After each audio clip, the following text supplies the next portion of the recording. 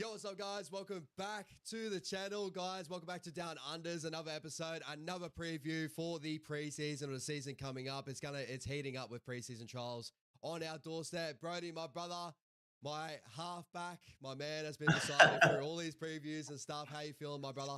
Yeah, good, brother. Good. Been better than you, my man. Unfortunately, for your sake and your sickness. But it's good to see you finally a bit better. Oh, bro, you're gonna, as I said, like before we jumped on here, you're gonna have to carry me through the show, and like you were my halfback through juniors. You're gonna have to be the halfback again, and, carry me through the show. But obviously, a lot of news around rugby league, and that we may as well start on. Probably a lot of people is going to be wondering about this because you are a Doggies fan. Everyone that knows you on my channel, you're a massive Doggies fan, and our club seem to be connected at the moment. We seem to be giving players to you guys. You haven't been giving too many players back recently, other than Dallin Martinez-Lesniak and that back in the past. But, Yeah, and Montoya back in the past. You know, there's been a couple. Get him back anyway. So like, here you go. You can have that one back. But Zion Baiu moving over to the Doggies on a 2-year deal, brother. You obviously knowing, with me how much highly I speak of this man and that. Your thoughts overall from what you've seen. Tell me what your thoughts are. Yeah, look, I haven't sat down and watched him too closely. The only time I really put a big focus on somebody that's coming up through the grades is when I've either got him in my super coach or having a punt on them to score a try or something like that. But yeah, the raps that you've had on him and the stuff that you have shown me is he is a talent. It's going to be interesting to see how the Doggies do use him. We've got that smaller pack, that more mobile build, and now bringing in a bit bigger of a body. It'll be interesting to see how we use him and mold him. So I expect him to probably get trimmed up a little bit at the Doggies to fit to our system. But I think he'll be a killer, man. I feel like we did lack last year in points where we were missing that big body, that guy that can draw in 3-4 defenders at a time just to try and bring him down. So yeah, very, very much looking forward to that. Add that size to our pack and a bit more depth there. So I'm really keen to see how he grows in our system. Yeah, bro. So and turn up the microphone at the moment. So we'll work through that on my microphone, brother, not yours. Yours? Okay. Yeah, so it's not turning up for me at the moment. So I'll work through that. But I'll just talk to you through anyway. Just give us your thoughts around your Doggies forward pack, where he could maybe sit, because obviously we're going to be talking about the Doggies a little bit later on. You got a wealth of forwards. Where's your thoughts on you could sit someone like a Zion Baiu with the rest of the stuff that you got going on, and you brought in Tom Amona, and where does he sit for you? Well, yeah, look, it's hard to tell. As I said, it's going to be depending on how he molds to our system. As I said, we like to play a bit more mobile through our forward pack with the smaller bodies of like Bailey Haywood playing lock. It's going to be interesting to see how we do rotate him. I feel like we were missing that big body, as I mentioned. Sam Hughes did a pretty good job last year of filling that. But, Seraldo's the type of guy that if you work hard, you'll get a crack. And Curtis Morin is a prime example of that. That dude is just all effort, all heart. He's not the biggest, he's not the most talented. You can just see that he's putting his all in. So, I mean, yeah, if Zion trains hard, bro, I'm sure he'll get a crack in that team in no time. Yeah, 100%, brother. Hold up. I'm just going to try and see if I can fix my mic here. Obviously, my software's freaking screwing me up right now. Here we go. I'll try and lift that. Guys, let us know in the chat if that's helping at all. If that's lifting anything. I'm not too sure why my mic is sitting low at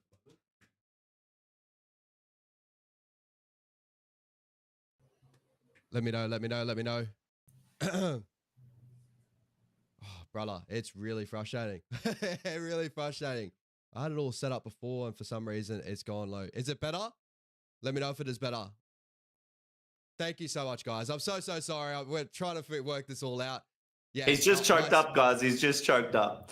It's been sad days, bro. I'm sick. Being Zion Baiu, I can't recover. It's all going wrong. But hopefully the Warriors can turn that around in the future and that. But first L of the season this weekend. It's tough times. Yeah, guys. Yeah, no, I appreciate you guys all in the chat too, guys, for standing around. I really do apologize. If you're a fan of the channel, you usually know that I usually have this all down packed before we go on. But obviously sometimes this is what happens when you stream over the internet. Yeah, things change really quickly. But Yeah, bro. Honestly, really good pickup for the doggies, in my opinion. He's very raw. He's an aggressive type of front row forward. I think it's someone that you're going to really enjoy for the future as well. But again, as I said, he is raw. He's not someone that I do believe, like, like same with the Warriors fans. I don't think he's someone you can chuck into first grade straight away right now. He's going to have to develop and earn his spot over the Dogs. But I'm sure that, if you're going to be watching New South Wales Cup and that, you're going to be really, really excited for his future with the round of Dogs. And I'm sure Willie Mason will probably get the best out of him getting around with those, Willie Mason, Ogre, all those boys down at Doggies and stuff. And while talking about Willie Mason as well, I may as well shout it out on my channel and say thank you to Tahi, shouting out the channel as well. Again, if you saw me on What's Up TV last night, I all thank you to Tahi. But thank you to Tahi. Thank you to Levels Podcast for shouting us out. We really do appreciate you guys. And if you're any new viewers that came over due to that, I am so sorry you had to deal with the start of that podcast. If I'm still quiet, please let me know in the chat. I will fix up for next time. I'm trying to do my levels up because I can see my levels are a little bit low, but yeah, it is what it is, bro. It is what it is. But definitely a lot of news going around. We may as well stick with the Doggies right now. We just finished with Zion Ma'u. Let's move over to the Doggies boss coming out. Again, guys, fuck, my voice is dying on me right now. The Doggies boss coming out and making a major push for players to have names on the back of their jerseys. I think it's a really, really good idea. It's something that I've been a big fan of, obviously watching a whole lot of other sports. If you want a complete fandom, like a human that's on the outside wanting to get connected to a certain player, this is probably the best way to do it. If they figure it out in a way that players can maybe get revenue depending on how many people buy their jerseys, I reckon this is a great idea. And it's so cool to see the Dogs, obviously, pushing something like this and really pushing around, obviously with the culture of Critter coming around and all that. I think that, like, the Doggies are pushing in the right direction culturally, and having these shifts on just the NRL in general is a really good thing. But your thoughts on names on the back of the jerseys, bro? Should they be in the NRL? Should they not? I know you can be. You love traditionalist sort of things with the NRL as well, but I also do know that you love, things like, names and jerseys and all that sort of stuff. Where's your thoughts at with this?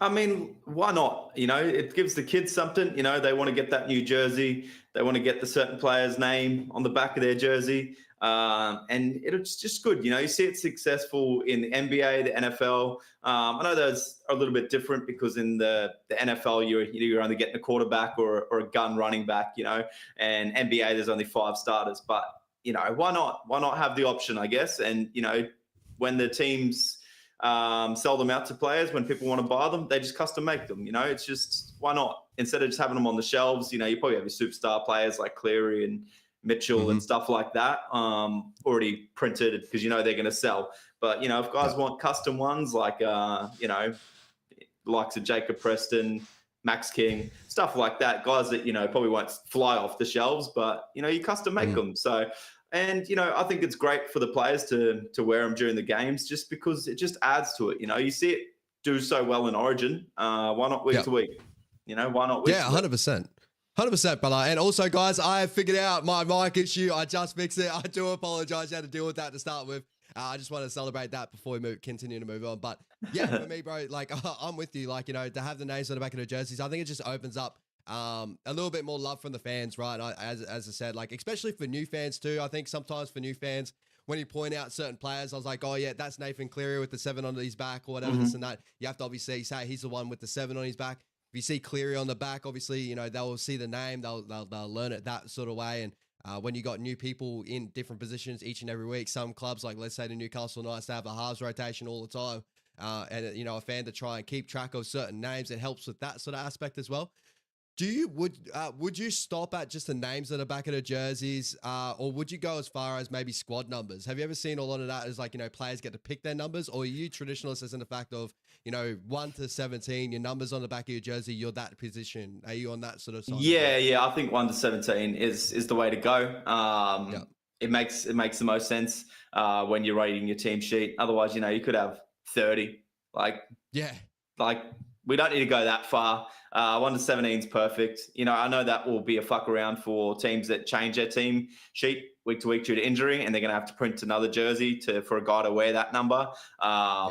That could be a little bit frustrating for some clubs. But, if you've already got that jersey printed, it'll be floating around the club somewhere. So it shouldn't be too hard of a thing to figure out for clubs. So, yeah, look, I think I think keep it your 1 to 17 or 18 technically. And yeah, why not bring it in? Why not try it? Yeah, 100%. And like, I think that if they were to switch to like the squad number sort of thing, I think a lot of fans would be kind of like, what the hell going on? Remember that? Was it the World Cup that the Australian Kangaroos ran out there with squad numbers instead of the actual numbers? And a lot of people were really confused. And yeah, it probably didn't get off on the right foot. But maybe if you did it for a longer period of time, it probably would work out. But I think there's other stuff for a part of the game you do want to keep in the game. Like a number one is a fullback. It is a fullback, is a 5'8". Yeah, numbers mean something. They're not just like a number they picked out like the NBA. Like, I like number 77. Like, you're not wearing 77, you fuckhead. Like, stop. Yeah, shout out to Luca Trade. You can tell the Luca Trade's everywhere, right? Everyone's talking about the damn Luca Trade with 77 and that. But yeah, bro, I think it's great. And as I said before, you know, the Doggies are doing so well at the moment. Obviously, last year, having an amazing year. To see them in the media and pushing for good things as well. I know that, like, for some people, it probably wouldn't say, like, this doesn't really affect the club that much, but I think there's such a positive feeling around the Doggies at the moment. There's positive news coming out of the club, especially, like, the boss pushing for something that is so player-friendly comparatively to, you know, like, they're pushing for something that, for me, looks at just monetizing their players even more. Like, you know, Critter should get a cut of how many Critter jerseys get sold, right? I feel like that's the reason why maybe in the past they hadn't done that before, to probably keep that away from the players in a little bit of a way. Like, you know, when you see the NBA, like, you know, Stephen Curry gets a major cut of how many jerseys he sells and stuff. But yeah, but like, if you've done well enough to get that, like, you should be entitled to that. You should be entitled to be like a fan favorite. Like, you know, Nike's not going to go up to anyone in the NRL and be like, you know what, I want to sponsor you. They're going to try and sponsor the big guys. If you want to be that superstar, like, work on yourself, work on your game, work on how you carry yourself, be a role model, and then guys will jump on board and want to buy your shit, or, you know, I want that jersey with him on it. So exactly. So for me, this is all major ticks for the Doggies as well. As I said, like, to see a Doggies boss coming out and being so full to players and in this sort of realm of things, it's really cool to see. That's the way I kind of took this story as well. It's really cool to see like pushing for a little bit of change, but also doing it in the right way. In my eyes, I think it's a really cool way for the fans and stuff like that as well. Yeah. Well, anything more on that? Yeah, well, just on the Doggies, man. Like, I've signed up to their membership this year for the Broncos road trip, just so we can have tickets to that game already in the bank. Exactly. And now I've been a member, you get exclusive membership content. So you get, you know, I get a text message link to view exclusive members only content. And bro, like, it'll just be like a day in the life of Critter, and, you know, he'll be posting like what it's like heading to training, what they do at training. You know, they had a wrestling training the other day, and you just get to see a whole other side of the players. You know, and the vibe at the Doggies camp just looks unreal at the moment. And you see the juniors, guys that haven't even played NRL yet, like, working in with like Critter and Reed Marnie and stuff like that. It's not just like this is our core group, fuck anyone else trying to come in. Like, it's a really good vibe at the moment. The boys all look happy. They all look genuine. Yeah, it's amazing to be a part of it, and just to see that side of things. So I'm excited for the Doggies in the season ahead. Yeah, it's cool that NRL's teams are starting to do that a lot more as well. Like, you know, the Warriors content game's always been like A1 for me, coming through, and the amount of Warriors like content stuff you get on Instagram, you got to see like our cultural days we've been doing, or our connection days we've been doing, seeing Fish run out there in the jerseys and stuff. I think like clubs are getting so good at hitting the nail on the head with these certain things, and I think it can only get better. Like, maybe in the future you start to see like Netflix documentaries, maybe just not on Netflix, maybe on YouTube more so, like we have been seeing, but more in depth, right? And just like the life of, and you know, Terrell May's doing that on YouTube at the moment, just solely. I've seen CNK starting to do certain little things. Yeah, a lot of players are starting to do that. Chad Townsend's been doing it for a while now too, and as you said, the Doggies are doing it so well too, where they're packaging it in for the fans, for the members, to make you feel like a community. And I think that's a big thing. And, you know, the Warriors have been starting to do that as well. And I think that's come down to the Panthers system and what they did for that period, and having Serraldo at the club, having Webby at the club, and understanding what built the Panthers to what they are, which is mainly connection and culture. I think they're the two key areas that NRL teams are starting to really jump on board of now. And like, it's starting to really breed for the thing. And the Doggies in the forefront right now for it. Like, it's really, really cool to see. Yeah, exactly. It's the Moving. world. It's the world we live in now, bro, with the technology. So it's just it's a no-brainer for the NRL to move forward. And even if they want to just try the jerseys for the Vegas games, like that would be perfect because that's how Americans identify their players with the names on the jerseys. At least roll them out for that, see how you go with that, and then maybe move forward for the rest of the season. That's a good idea. And then even like, they can option them off being like a one-time jersey at the Yeah, moment yeah, or whatever 100%. and see how they go. Yeah, do it for charity and stuff. That's a really good idea, actually. And hopefully they push that. I actually like that. I like that a lot. It would help, obviously, new fans in the US, obviously seeing the names at the back of the jerseys and having Exactly. an idea. And they might want that's to a buy great the idea. one because they went to see that guy play one time and he's a gun. So like, buy one. That's incredible. Yeah, that's a really good idea, brother. Moving over to other news, and this is a little bit more of a hotter topic. It's not so much of a positive topic, but a lot of fuck, bro, my voice is gone. I'm so sorry, guys. As I keep saying, it's a tough slog, but we're gonna get through it. We've been pushing the show out for a little bit now, and it is what it is. But the NRL are coming out and they're re-looking at a lot of the refereeing of the NRL at the moment. The first big call they're going to be doing is on obviously the HIA. Obviously, there's been news out. It's not fully confirmed. I'm pretty sure it's not fully confirmed or being pushed into the season, but it is being spoken about that when you have the HIA during that period, if the player that end up causing the HIA, if that other player did not return to the field due to failing the HIA, it would be an automatic sin bin. Me and Brody have spoken about this as work. This is going to be a great topic. Brody, like, may as well, chuck us your thoughts on that, because why break something like this when, like, honestly, the referees can just make the right decision in the moment at a time. I don't think why there has to be an overall rule or whatever that's going to be on, but your thoughts on this situation. Yeah, you're giving more power to the players to make the decision on how they want the game to be reffed. You're putting the whistle in the players' hands to be like, you know what, I'm fucked. We're down by 6. We could do without that player. Try and fail your HIA so that dude gets sin bin and we get an advantage. Like, that's how it's going to play out. I can see it already. The refs just need to grow a pair of balls and make the call on the decision there and then and move on. If you get hit in the head with force, it's a sin bin. You're done. It's not, oh, we'll see how hurt he is. We'll see if he stays down. Like, that's not how it should be. You got to make the call then and there. Like, what if a dude accidentally gets a HIA from running into somebody's knee? Are you going to still take that dude off for, making him have a HIA or his head hit the ground too hard? Like, what is it? Like, I have, bro.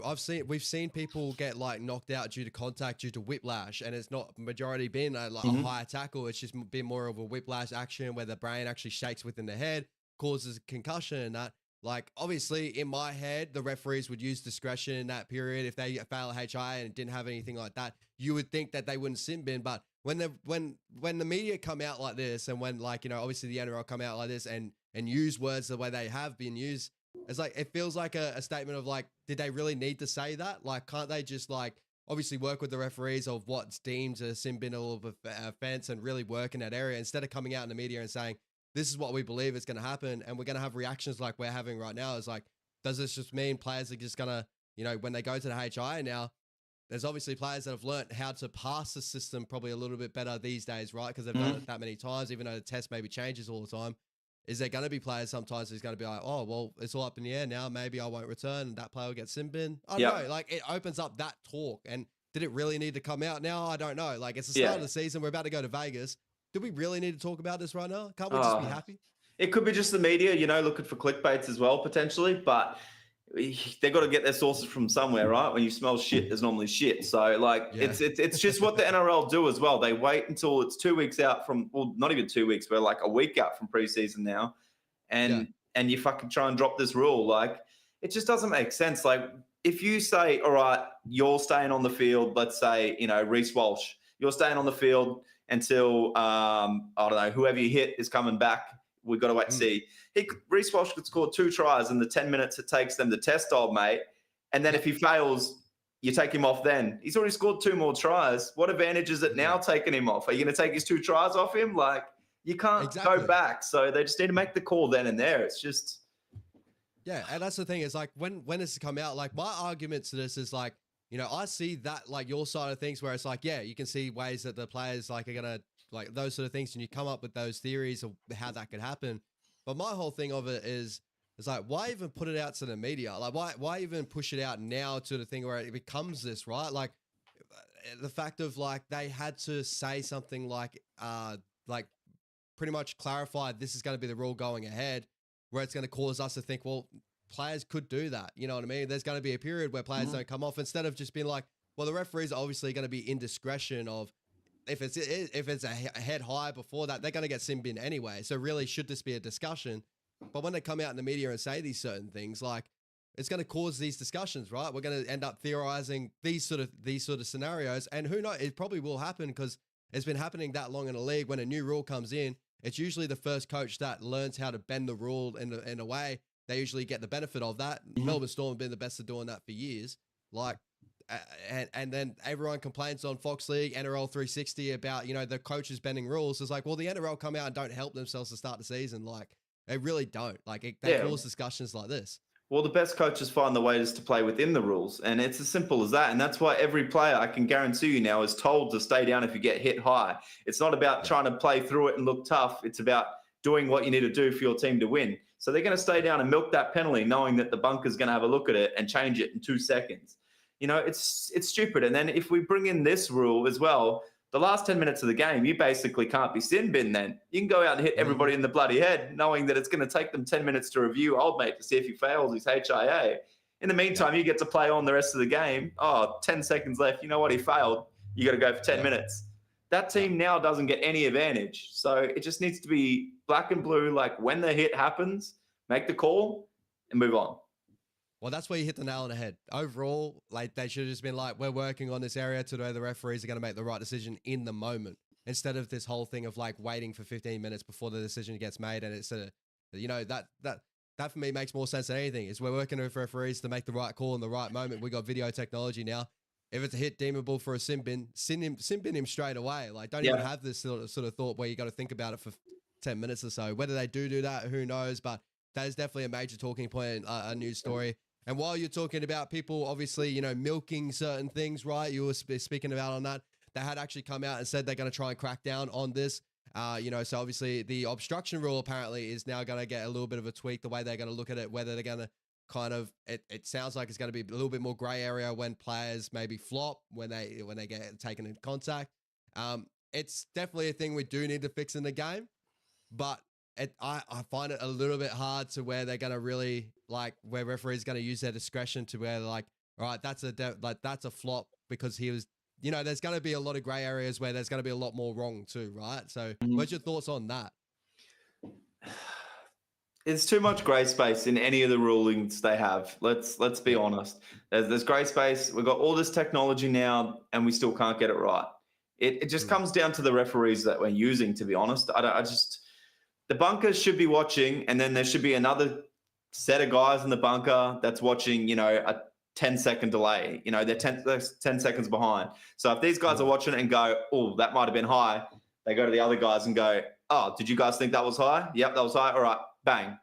Call it straight away. Don't wait for the player to stay down. And then on the obstruction, well, it's just as simple as if you catch it on the inside, or as the lead runner runs to the outside shoulder, it's obstruction. That's it. That's all it should come down to. And then, yes, you look at the defending player to see if they've milked it, and it's pretty obvious when they milk it. Yeah, that's 100% common right. sense. It's like, common sense. I like the whole thing of, like, you know, obviously when it's a blatant milking of the penalty, like, I believe it shouldn't be really given that this and that. But what that also opens up to is, like, you know, there's going to be times where maybe there has been a trip up and there's going to be a referee making the decision of, like, well, he's milking it, and then there's other one, people are going to be looking at other video of ones that, like, maybe haven't been milking it, and they're going to, like, go side to side and be like, well, he wasn't. Just going to open up more discussions like that. And I feel like the NRL, they get themselves in this position all the time. It's like, why did this really need to come out? There's going to be a whole new, like, talking about the obstruction rule, and it's always the same thing again and again and again. It frustrates me a little bit where it comes to this. I do agree. It's like, it would be nice for them to clean up in certain areas like this, because we have seen a lot of milking of the penalties. There's gamesmanship. It's coming to the game a lot these days. But to the fact of this, like, I feel like sometimes it ends up opening a whole new can of worms as well, that they're going to try and fix later on. And that's what happens. It ends up changing the game overall. Just do better. Just be better. Just do better. Just Like, do better. let's be real. Even fans, like let's say we watch a game together, as biased as we are for our team, we can sit there and go, fuck, that shouldn't have been a penalty, even though it's our team getting the penalty. Like, even the everyday person can see it watching a game live and go, shit, that's a high tackle, and call it. And then it's like, all right, wait the 20 seconds. Our mate stays down. They review it. Then it's a penalty. How can they not see it live when they're like right there? And I get they've got a lot to watch, but you've got 3 guys on the field reffing, including the 2 touchies, and then the cameras that's in their ears straight away anyway. Yeah. Like, how many guys miss the shit that still happens? Yeah. And that's the biggest part is like, obviously, you know, for me, it'd just be like, obviously the referees do get trained. They go through their training and that, but maybe there should be more emphasis and more like, you know, money put into towards like more time put into towards certain sort of things there. Also, you know, when they have rules like this, where there's so many gray areas, it ends up causing the game to be looking so many different ways for comparatively to that many different refs. Like Ashley Kine can say that this guy looks like he flopped in this moment, and then Jared Sutton or whoever's freaking or Sutton as whoever's refereeing the next game probably won't give that call. He probably like, well, it didn't look like a flop to me, right? And that ends up causing so many different looks into the game. Yeah, I don't know. And then you get obviously state of origin. Everyone's going to start talking about state of origin, how that gets refereed differently. Yeah. And grand finals, bro. It just goes on and on and on. But I thought I would touch on it. Obviously, it's big news going around rugby league. Obviously, as soon as you talk about referees, the rulings and stuff like that, I feel like sometimes they bite themselves in the arse, the NRL, when they put themselves out like this. But yeah, it's definitely a good little talking point overall, right? 100%. 100%. Well, with that, we may as well go through our team previews of round 1. Guys, again, I am so sorry. I'm going to keep saying sorry all the way through. But we're going to go through our 4 teams tonight. We got the Canberra Raiders, we got the Newcastle Knights, we got the Manly Seagulls, and we got the Canterbury BANKSTOWN Bulldogs. Next week, I'm thinking, brother, we're probably going to do 5 teams. I'm pretty sure it's the top 5. So we've got the Cowboys and then the top 4 teams, obviously, of last year. So we'll end up doing that for our last preview of the year. And then after that, guys, we might talk a little bit of the preseason trials and stuff like that, give you our thoughts on that before we end up throwing to the chat any questions before we end up leaving. But the Canberra Raiders 2025, my brother, their player movements coming into 2025. They've gained Miles Martin from Newcastle Knights, a promising young forward. Matty Nicholson over from the Super League at Warrington Wolves, a very talented edge-back rower. Ethan Sanders coming over from Parramatta Eels. I know a lot of NRL fans know that name very well. Very talented halfback. It's going to be playing in the juniors here, playing in New South Wales Cup majority, I do believe. And then we got Tamale coming over from the St. George Illawarra Dragons. Very talented outside back that the Dragons had there. The Raiders have nicked off them. Their 2025 losses, they got Nick Kotrick going over to the Super League, Emre Gula to the St. George Illawarra Dragons, Peter Holler to the Norths Devils, Puru to the Cronulla Sharks, a very talented number 13. Jordan Rapana over to the Super League. Have you seen Jordan Rapana's highlight already? He scored his first try to Super League. I did see that. Good to see him get on the board early there. Obviously, he's going to run a mark. He's an animal, honestly. He's all effort, and that comes across as being a grub sometimes, but he's all effort, Rapana. You got to love him. He's all effort, bro. We got to love that. James Schiller from the Newcastle Knights, obviously lost last year. Trevelyan over to the Northern Pride. Elliot Whitehead going back to Catlins over to Super League. And Zach Wolford, a loss there, going to the Huddersfield Giants. And we'll be talking about hookers later on and losing a hooker like him that at one point looked like they were going to be the starting hooker. That's going to be an interesting conversation when we get up to it as well. So, brother, with all those names, the gains and losses, what are your grade at the moment for them? Maybe their incomings. Where do you really sit them? A lot of juniors here that they're bringing over. Yeah. How does that sit with you? Look, I think they've taken a big approach with the out the old and in with the new. It's really seeming that way with the Raiders recruitment this year. Moving on, Whitehead, Kotrick, Rapana, all guys that are aging, been there for a while and didn't have too much success at the Raiders. So why not start a bit fresh and invest in your future? And I think that's what they are doing. So with that said, I'm all for that. I personally think that's a B. That's a B rating. They didn't lose any of their big names. And they're really trying to breed for the future. So, yeah, I'm going to go a C+ because a lot of it is still like, obviously they're hoping on Ethan Sanders is an amazing talent. Tamale, an amazing talent. Matty Nicholson, but I definitely see where you're coming from as well. When you look at their losses, Emre Gula, a systematic type front row forward, maybe could do a lot better at the Dragons, but a big body that comes off the bench, and sometimes you won't even see him in the bench rotation. He'd probably be playing in Cup. Nick Kotrick, he had a little bit of a position there, but he hadn't been back to that old Nick Kotrick sort of form in a long time. And everyone else, obviously, Jordan Rapana is a little bit of experience that they lose there, and Elliot Whitehead. But a lot of the players that they had covering those positions at the moment have been doing a great job. So I see where you're at, a B sort of level there with getting Ethan Sanderson and Tamale, very highly talented juniors over to the Canberra Raiders. So moving over to our round 1 predictions, guys. This is a team list for the round 1. We'll also talk about maybe our predictions for their best team list as well. But this is round 1 for us right now. Who have you got at fullback for the Canberra Raiders at the moment? Yeah, look, I went with KO Weeks. I think he's their best option for their spine as well, for him to be in that fullback position. Yeah, I'm right there with you, bro. His speed is lightning. He's got lightning speed. We've seen that. He was in the Prime Minister's 13 as well. I'm pretty sure from memory against PNG. Played unreal. He's got really good playmaking skills, obviously, being a halfback at one time. I actually thought his kicking boot wasn't too bad when Ricky Stewart got him in that 7 jersey in moments there too. So he's got the ability to do that as well. I think that he's probably their best option other than Chevy Stewart out in that number 1. But Chevy's definitely going to be pushing for that position soon too, right?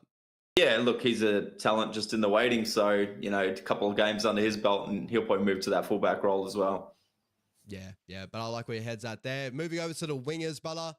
Who have you got in the wing positions for the Raiders this season? I think it's Xavier Savage and Chevy Stewart. Savage did a good enough job there last year, and he'll just grow and be more comfortable in his own skin in that role. And Chevy Stewart, I guess, my decision behind this is Fletcher Sharp type for the Knights. Potential fullback down the line. But, put him on the wing, not as much pressure. And, you can always swing him into there for a couple of plays throughout the game and really build his confidence. Yeah, use him as get him in there, get him around NRL-sized bodies. Obviously, we saw his game against the Broncos last year where he was game, he was up for it, but you can definitely see the difference between, obviously, New South Wales Cup and obviously the NRL. There's big bodies that hit real technically so well. I thought he did a great job in that game, but when you get used to that over time, you end up going for that. For me, when I look at it, it's like Tane Tuapiki, when we first had him at the Warriors, you see him at the Gold Coast game where he came on for CNK where he got knocked out in 2023. You can see that when he was hitting the line, it was kind of it wasn't affecting him bad, but over time, he was a smaller body. And then last year in 2024, he was starting to take the contact a lot better. And those sort of times when you can move Chevy to that fullback when he gets comfortable to the contact.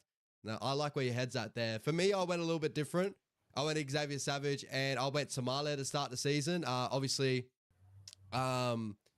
waiting on the news of Albert Hopoate. I'm pretty sure he's having his baby in round 1, so he will probably miss it. I think if Albert Hopoate wasn't obviously precious, congratulations to him. But if he wasn't having his baby at that point, I think he would have probably got the nod there too.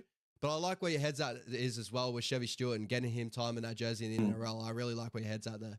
Yeah, I think he's the future for the Raiders fullback position. I really do. Yeah, I agree. But moving over to your centers, who we got here? Yeah, pretty straightforward. Timoko and Seb Chris. Yeah, exactly. Very, very similar for me. Timoko, he's growing nicely at that center jersey. Obviously, he's been a Kiwi representative now for a couple of years. What more do you reckon Timoko can add to his game to maybe continue to hit the top level of centers in the competition? Find a different club. Other than that, Brody. well, you asked me what would make his game better, and I just feel like the Raiders waste him a little bit because they play through the middle too much. Like he's a gun. And he's not Joey Manu. I'm not saying he's Joey Manu, but like he has that ability to be like Joey Manu. He's showed that in games before, and he's gone up well against Joey Manu defensively as well. So he's a beast, bro, and they just don't give him the ball enough. And I don't know, a good team would be just feeding him early ball, at least, once every 2 sets, as soon as you're in that good ball zone. But it just doesn't happen for him. Yeah, and there's certain moments where he shows that ability too. I remember our first game against the Raiders last year when we ended up getting the win over I'm pretty sure we played him in Christchurch. But Matsumoko scored the try in between Roger Tuivasa-Sheck and Marcelo Montoya. I'm pretty sure he burnt Roger. He got over the top of him there too. He's just a big size, a big ball of muscle that moves so well. I agree, bro. I do agree. Like, I do think the Raiders don't use him properly. I think that's definitely something they can fix up on. And whether that's just more so Jamal Fogarty probably needs to like obviously stay healthy. The connections maybe in the middle, or maybe Ricky just needs to get into that game plan and really move them around a little bit and use the footy a little bit, especially when you got players like Xavier Savage, KO Weeks with speed. Like, get the ball in those guys' hands, right? 100%. Like, I love their game plan. Be strong through the middle, but you're going to live and die on your sword. When you can grind out a game that way, but if a team's putting points on you and you need to catch up playing points, you need to swing that ball around a little bit, and they just don't do that enough. Yeah, totally agree. But and then talking about the way they play their football and that, your halves pairing for the to start the season until there's an injury is Ethan Strange and Jamal Fogarty. Totally agree. Probably big key here is Jamal Fogarty and his fitness, and yeah, like obviously I think that's a big key for the Raiders coming to this year. If he doesn't stay fit for a full season, I do think they struggle. Yeah, so do I. I agree. I don't think they've got that back up there. They need Fogarty to stay on the park. Yeah, shout out to Fogarty. I'm pretty sure he averaged the most kick meters on average by any halfback this year. Last year, his kicking boots incredible. He just needs to stay healthy and ready to go. Ethan Strange as well. Seeing a young prospect of him last year. What makes you excited? Obviously, I've seen you be fairly excited with Ethan Strange. Where does he need to grow? Just obviously he's so young. It's just more consistency wise, I guess, but you can definitely tell he's a talent for the future. Yeah, just got to grow naturally, let it come. He's only played, one season now. He showed so many good signs. The rest will come. He's got a full preseason now as like knowing you're the 5'8". That will be so much for his confidence alone. So, you've had that year in first grade, you felt the contact. Now it's time to prove that you deserve to be there and stay there. So he'll grow naturally, man. He's so young. Yeah, 100%, brother, 100%. Moving over to the motor room, the big prop room here for the Canberra Raiders. I'm pretty sure we probably have the same two starting out, in 2025. Who you got? Yeah, Joseph Tapati and Joash Papali'i. Joash Papali'i or Josh Papali'i? Josh is on your mind right now, isn't he? Joash no, is on your mind to the Parramatta Eels. Nah. Who's she? Poor man. Nah, I completely agree with you, bro. You got the experience prop of Josh Papali'i and Joseph Tapani. First of all, Josh Papali'i, how long do you reckon he has left in the tank? Yeah, well, that's why I'm starting him. He's not impact off the bench anymore. You send him out there, be the battling ram for the first 15, bring him off for a spell, and then send him back out there. For me, he's probably got a season, maybe two left in him. But yeah, he's done his time and he's done well. And I dare say you'll see him hang it up and won't renew his contract whenever that is up. Yeah. And Joseph Tapani, we were really high on him last year. I'm pretty sure we both gave him. We were up there for some of the props of the season. I don't think it was prop of the season for us, but he was around the talking point for us. Really underrated season for him as well. Yeah. What level do you reckon he can get to? Obviously, Josh Papali'i probably leaving soon. He's probably going to be, obviously, he's the main guy in the pack right now anyway. Where does he need to improve, do you reckon? Or do you reckon he just needs to keep doing what he's doing? Nowhere. He just slapped the captaincy on him now, I believe. He deserves that. And probably he's a beast. Any club would be lucky to have him. Canberra need to really hold on to him, and he is their future because he's still pretty young as well. You look at him and you think he's been around the league for a while, but he's just been dominating the league for a while. So he's still got plenty of good years in him there at Canberra. He's so damaging in two different type of roles. You don't see a lot of prop forwards be like him in a way of like, he's damaging if he plays direct, straight off the hooker, just running those really hard lines in behind and all that. But sometimes he's even more damaging when you just give him the ball flat and he just can make it up as he goes. Like he would go sideways, pump a couple of blokes. He's got speed. They can get on the outside of, the A defender and that and really cause a lot of traffic, especially for, halfbacks in that 3 in. So he's got a grubber and chase, bro. Bro, a couple of players have been like this in the Raiders, though. Oh my God, my voice is killing me right now. Moving over to the edge back roles to start the season, brother. Who have you got? I went with Hudson Young and Zach Hosking, but there is a question mark if Zach Hosking is going to be fit. But I think he will be, and I think he's the man to start with. Yeah, by all rumors, I'm hearing he's racing back for round one. At the moment, I've got Matty Nicholson, the new recruit over from England, to replace him if he doesn't. But if not, I got Zach Hosking and Hudson Young as well in those edge back roles. Hudson Young, we've got a super coach show coming up soon. Guys, also, that's not happening tomorrow night. That's going to happen next week after we see a little bit of trials and stuff. We'll do our team reveals and talk a little bit more. Give us a little bit more time, obviously, to research a little bit more as well. But Zach Hosking, I'm pretty sure he's priced really well. I think he's a major watch if his injuries get intact. He was a player that scored really well in the past as well, so good to watch out for. Yeah, 100%. He works hard, and if he's on Jamal Fogarty's side, which I do believe he will be, he'll be doing a lot of defensive work as well. Yeah, 100%, bro, 100%. That 13 jersey, bro, where are you going there? I'm going to start with Big Red. I'm going to start with Corey Horsburgh. I think he's looking fit. He's looking lean, and he killed it there 2 seasons ago when he cracked that Queensland squad, and not obviously playing, just in the reserves, because he didn't play, did he? Corey.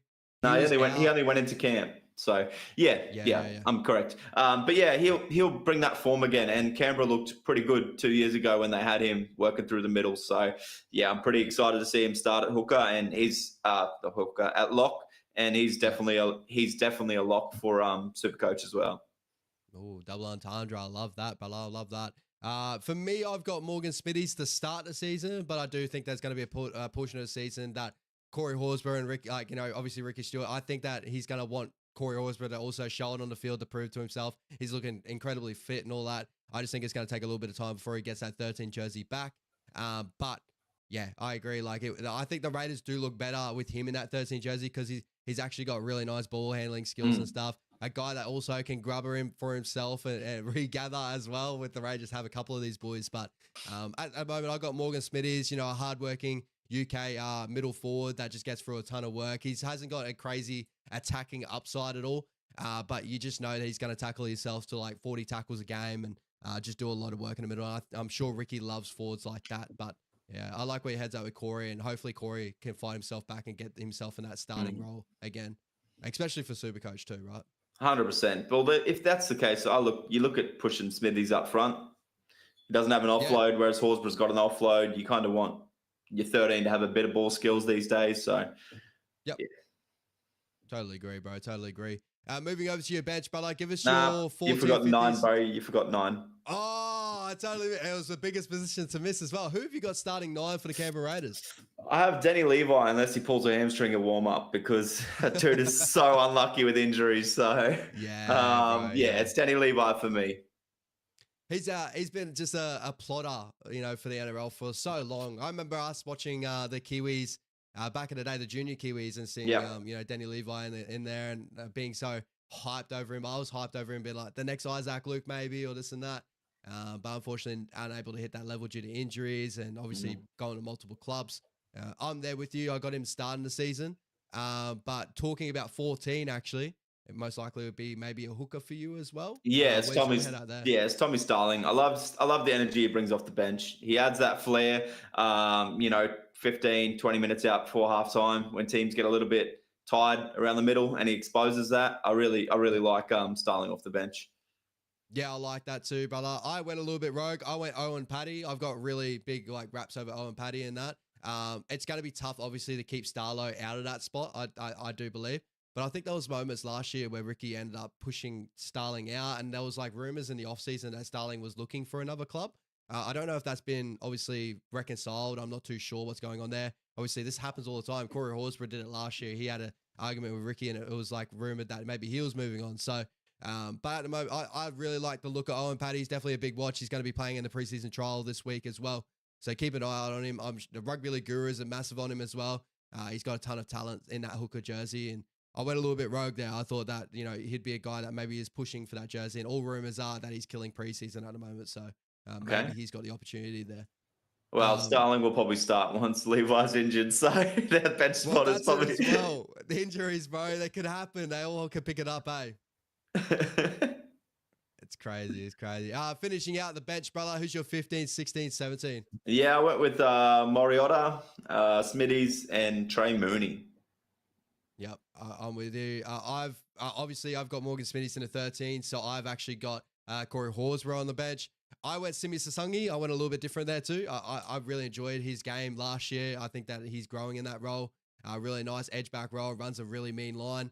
And Arta Mariota, I think he's been a real consistent player for the Canberra Raiders for the last couple of years, and hopefully he gets a little bit more of a role. I also love, Pasami Saulo's a good piece that you had there too. You said Trey Mooney as well, right? Yeah, Trey Mooney. Yeah, Trey Mooney's definitely there. They're definitely, for me, honorable mentions, but yeah, I love that their name's getting brought up here. And with the Canberra Raiders, they can put it that many different bench makeups as well. I think they've got a lot of depth in that front row forward role, so they can really rotate through those guys. So we'll have to see how they go to start the year, where they're going to look out lining up, right? Yeah, it's like mini NZ there in Canberra for that bench, to be honest.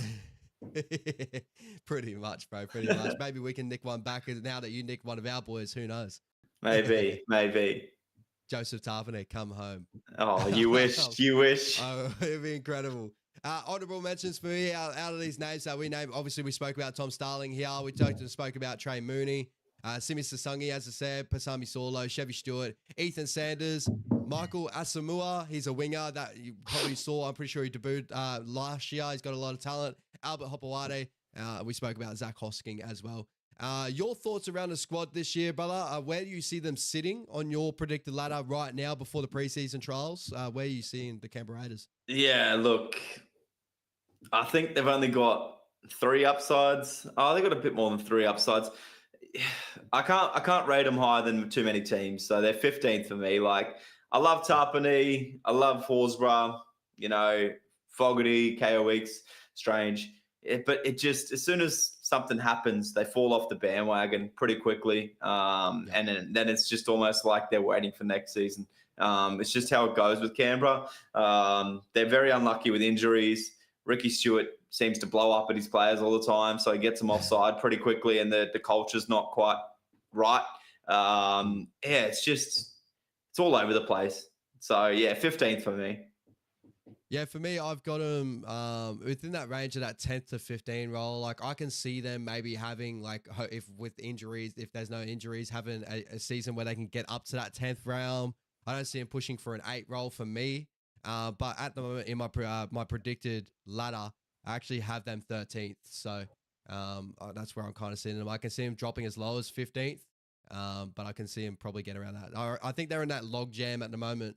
I think there's a couple of teams maybe worse or off than them, but also, just wait and watch. But that's where I'm at. I think, honestly, the season really relies on Jamal Fogarty staying fit, that spine sticking together, and hopefully not too much interchanging between certain players in that squad and really pushing people offside, which, as you said, has happened before in the past with the Canberra Raiders. So, but yeah, that's really where I fit with me. I think it's fairly young squad in areas as well. So, usually that causes so many up and down moments in the year for the Canterbury Raiders. But that's where I sit them. Nice. All right, my brother. Oh, bro, I am dying here. So sorry, guys, as always. Moving over to the Newcastle Knights, 2025. The player movements coming into 2025. Their gains, Taj Arnan in 2027 are signing a free agent signing by the looks of it. They have no team coming in, so maybe a junior signing here. Matt Arthur coming from the Parramatta Eels, a talented hooker, obviously the son of Brad Arthur.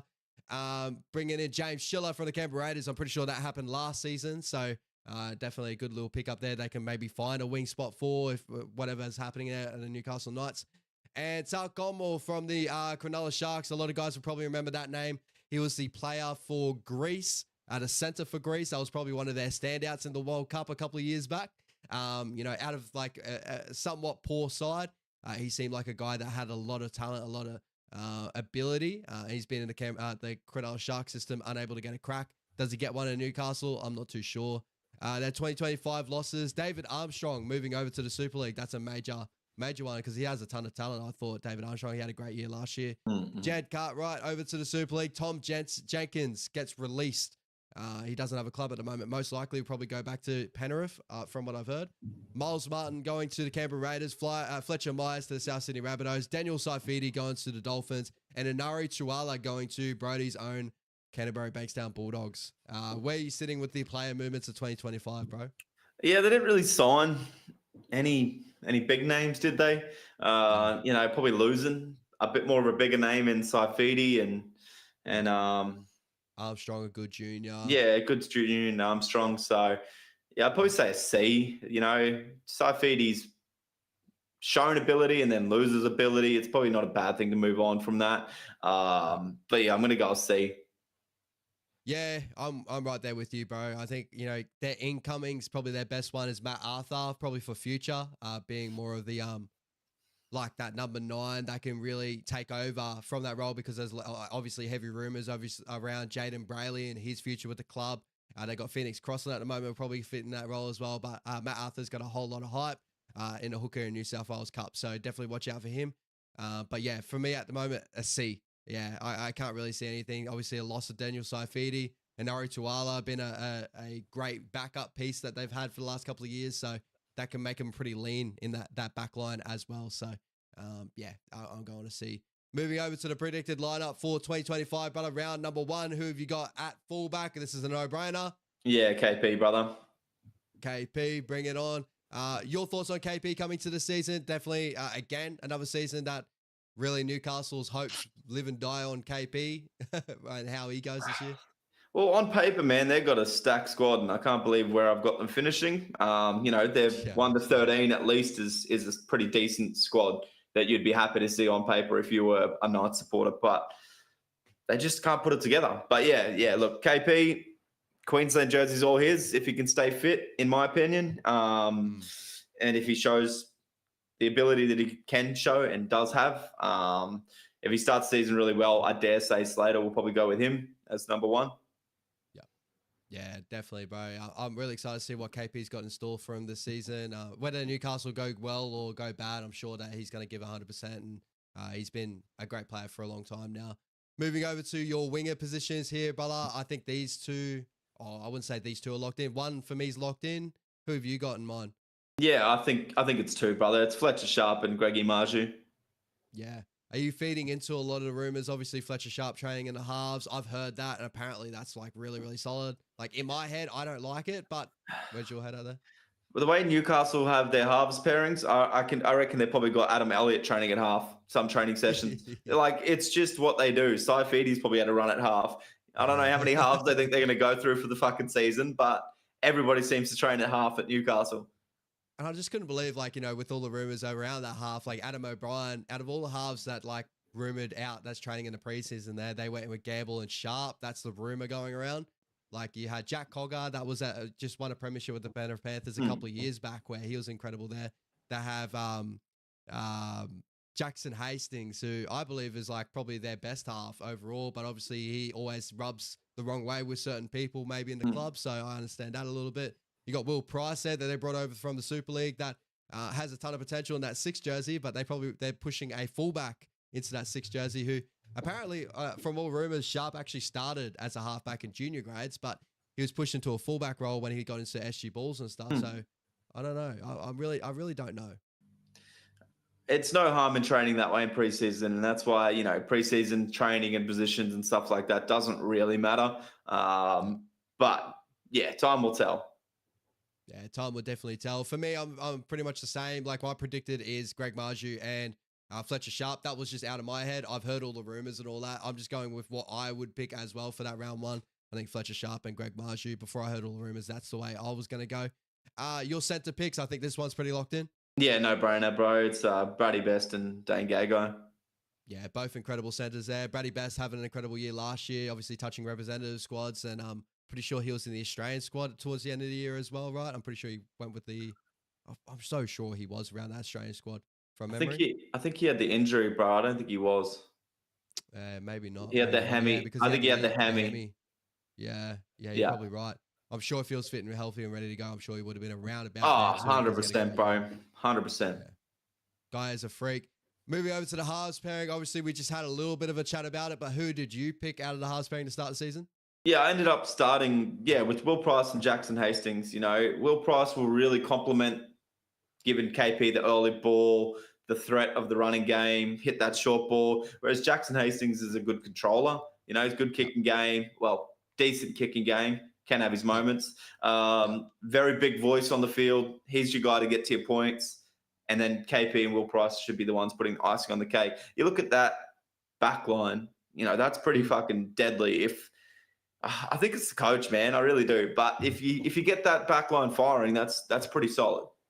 Yeah, I'm 100% with you, bro. We'll talk a little bit more about our thoughts around that and overall, and maybe, Adam O'Brien's job and stuff like that, because that makes me question a lot of things. Because I went with Jack Cogger, Will Price. I think that's got a really good connection there. But I love Jackson Hastings as well. I believe that, as you said, he's really controlling. I think he's the best controlling half that they have out of all those boys there. He plays the game in slow motion, which is like a real unique trait as a halfback. Usually some of the best halfbacks just seem to have time. And KP had that 2023 season with Jackson Hastings serving that ball. And then they shifted away from that so quickly. I couldn't believe what was happening there. They brought in Jack Cogger. But yeah, with coming into this year, I think obviously Jack Cogger younger and Will Price, he showed a lot of potential. I would have thought that if I was a coach coming into the season, I'd go Jack Cogger, Will Price, and have them grow a connection, being young, and build together, build with KP. But I don't know with Adam O'Brien. I really don't know. I don't think he knows, bro. Yeah, I don't think he knows either. Moving over to the front row pairing, I think this one's fairly locked in as well. Yeah, I went with Leo Thompson and the other side, Feedy brother. Yeah, same with me, bro. Same with me. Leo Thompson, you're very excited, obviously, to have him in the Doggies next year. What are you expecting to see him with the Newcastle Knights this year? Just don't get injured, bro. Kick your feet up. 100%, bro. I'm dying over here, bro. I'm honestly dying right now. I would go to the chat for a little bit while you have a drink, bro, but I can't read the chat, so I can't really see what they're going off. That's all right, brother. Moving on to that number 9 to start the season for the Newcastle Knights. Jaden Bradley, brother. Again, if he doesn't injure himself in warm-ups. Yeah, 100%. Really, injuries have hampered that man. He's had a ton of potential throughout his whole career. I think we all want to see Jaden Bradley have a fair crack for a full season, no injuries at all, and see how he can go. Yeah, incredible player. Moving to your edge back rollers, bro. Who have you got in the edge back row? I'm starting with Tyson Frizzell. Dude's a specimen, just year in, year out, just still kills it. Age is just a number for him. And then I'm going with Dylan Lucas. I really like Dylan Lucas. So many strong points in his game last year. Plays any position you want to put the dude, and just he's all heart. And I love seeing that in players. So that's my starting back rows. Played unreal in the Prime Minister's 13 at the end of last year as well. Runs a mean line. He's like the newer age version of Ewan Aiken. He's probably hasn't got the biggest size for an edge back rower. He can play center. He can play edge back row. Runs a mean line. I'm really excited to see how far he goes this season. I have Tyson Frizzell and Kai Pearce-Paul to start the season, but I can definitely see Dylan Lucas pushing and stealing Kai Pearce-Paul's role. I think that's the two interchangeable one. I'm just going off that mainly because of last year. It looked like Kai Pearce-Paul had that role locked up towards the end of the year. The only thing that worries me about that is the Newcastle Knights, again, talking about Adam O'Brien, have taken away probably the best part of Kai Pearce-Paul's game, and that's that ball playing, that offload that he has in his game. He's such a long body. He gets his arms free all the time, but he just doesn't look for it. It's a good thing sometimes, right? You just want to get through your sets and stuff like that.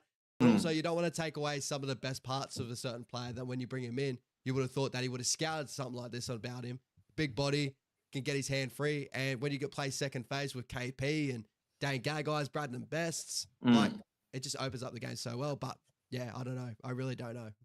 Yeah, the only thing I see is that with the problem is I don't necessarily like that in Kicko's game, and it's kind of like what Kicko has in his game. You kind of want your back rower to just run that hard line, or be able to throw like a nice block play out back. Not really look for the offloads. If you're hitting your back rower, you don't want them to try and look for the offload. You kind of just want them to get down up straight away. Especially when you got Ponga sweeping, you don't want to hinder that with an offload there. So if you want to keep that in his game, I potentially think lock would be more of a suited position for Pearce-Paul, more so than the back row. For me, I like my back rows to just, if you're getting that ball short, not really look for that offload, just hit that line, hit that hole, get on your front, get up, play on the next play. And especially when you've got a guy like Ponga out back, you don't want him stopping on his run, getting ready for the next play, and then there's a fucking wild offload that comes out the back. Like, Yeah. And I see your thoughts on that too. Like some of the best KP moments had been like an edge back roller, running a hard line, getting to finding his front, playing quick play the ball, and KP just getting into that hooker role, just straight in, get the ball into my hands, Short side. cut out ball, short Yeah. side. Yeah, 100%. If you want that in your back row, Dylan Lucas is probably your best option out of the two, right? Yeah. So, and especially, if looking at it now, like if you're going to take away that part of Kai Pearce-Paul in his game, you may as well go with Dylan Lucas as that edge back row. And as you said, maybe bring Kai Pearce-Paul on maybe in the middle during the game while there's tied forward so he can get that offload working and stuff like that. So 100%. I like where your head's at there. Number 13, bro, who's your lock forward? Yeah, Adam Elliott, man. Effort upon effort. Yeah, I'm with you on that, bro. Yeah, I've always loved Adam Elliott's game. He hasn't really captured the same form he had at the Canberra Raiders with the Newcastle Knights, but still a good little player that to have in the middle there. Couldn't agree more, man. He's just a gun. He just effort. Yeah, 100%. Moving to your bench, bro. Give us your 14 to 17 off the bench. It's Phoenix Crossland is a backup hooker half role. Kai Pearce-Paul. And then, look, I couldn't even really fill these positions. I didn't really like the Knights' depth. So it's Jack Harrington and Michael Croker. Yeah, I'm pretty much right there with you. I've got Phoenix Crossland at 14 jersey. We had the opposite, obviously, with Kai Pearce-Paul and Dylan Lucas. So, obviously, Dylan Lucas off the bench here with me. Jack Hetherington and, Matt Croker, because Matt Croker is another guy that seems to be a Mr. Matt Fix-It. Croker, not Michael, sorry. Yeah.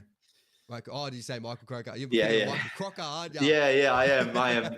But yeah, no, look, I just and I don't like Harrington. I don't like his game. You're not running hard enough or tackling hard enough to be a big as grub as you are trying to fight people. Like, if you're like big, scary, breaking tackles, whacking fuckers, then you can be that grub, that dude that's like, oh fuck, that dude's scary. But when you're just giving away penalties and getting sin-binned every week, like that's not good for your team.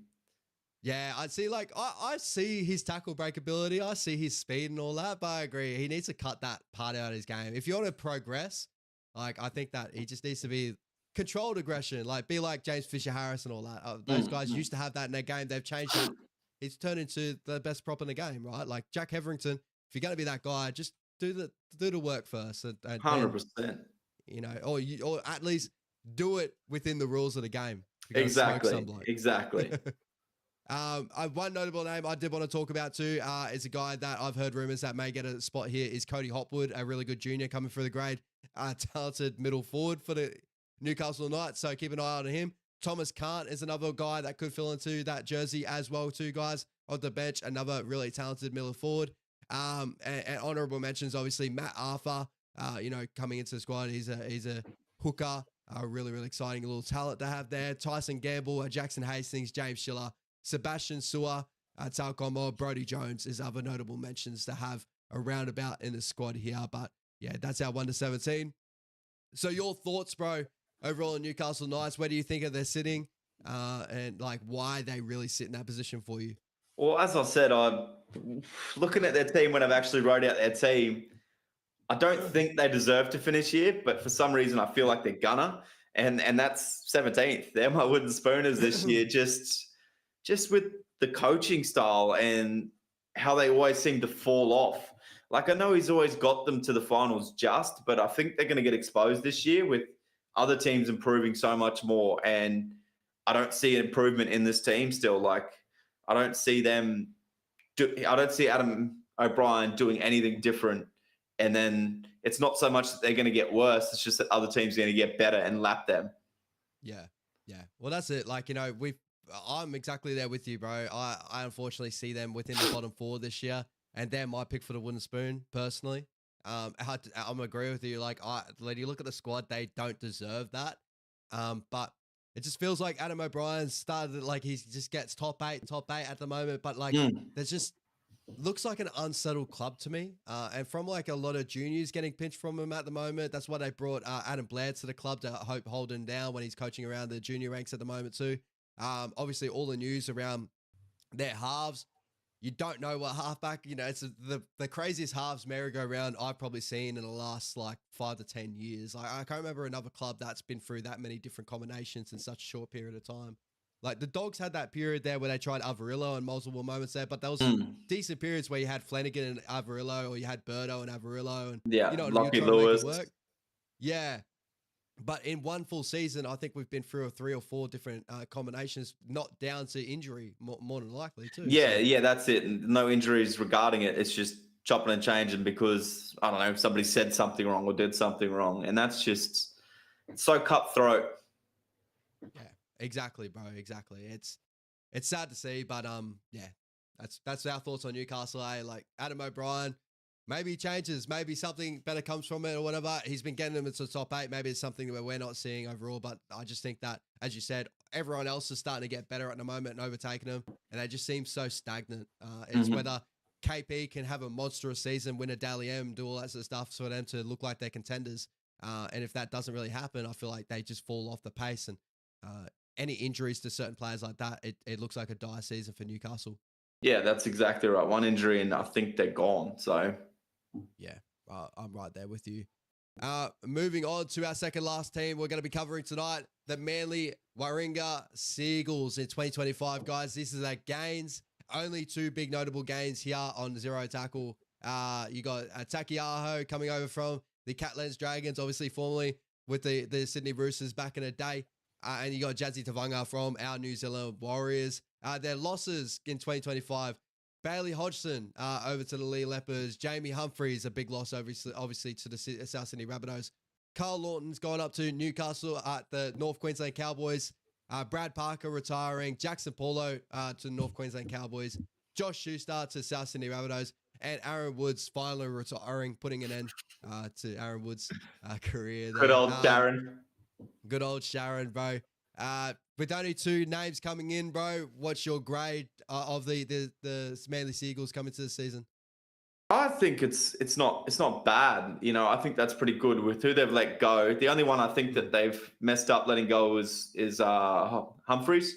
I think, you know, DC's probably got this season, maybe one more in him. And I feel like Humphries would have been the guy to take over. He showed some ability already, big body. And, you know, that's what you really want in your halfbacks these days. And they've gone and let him go. And I'm like, oh, that's kind of dud for their future.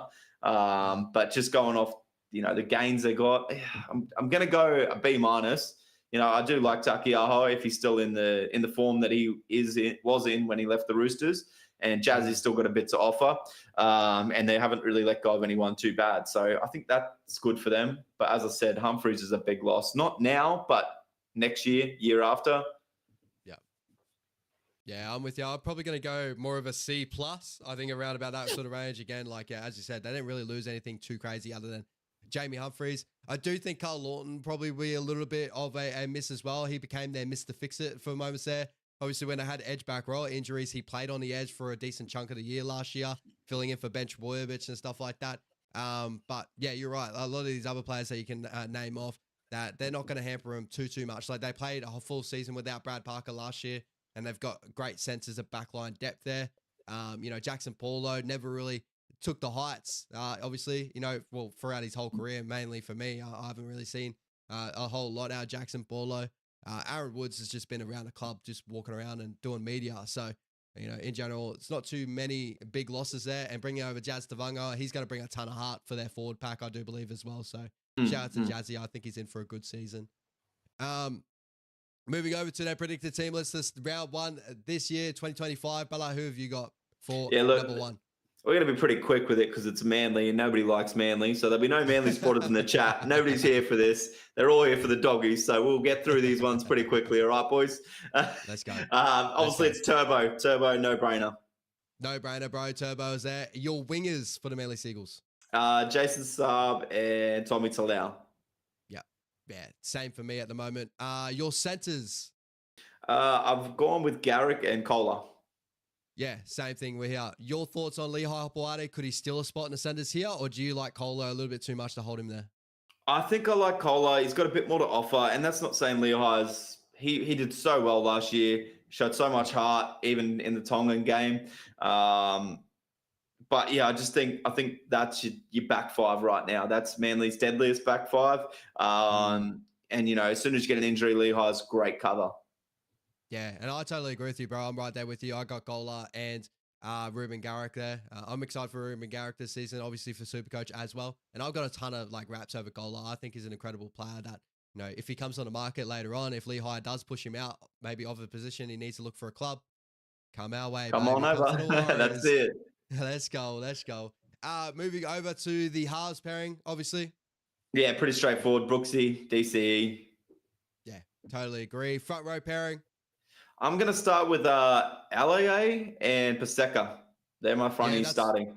That's what I've got at the moment. I can see Josh Aloi's spot probably getting pushed on.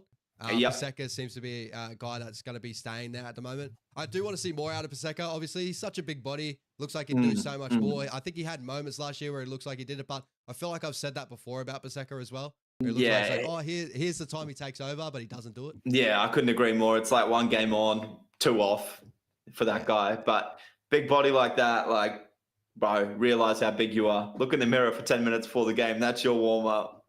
Yeah, 100%, 100%. Obviously, Lockie Croker, I'm pretty sure he's in doubt for round number 1. I think it's definitely down, right? Because he had that knee injury in the preseason. Okay. Yep. Okay. Who's your thoughts on that hooker role coming in for Manly Sea Eagles? They got Gordon Chancum Tong. They've got Jake Simpkin. They got from the Tigers. Yeah. Where's your head at?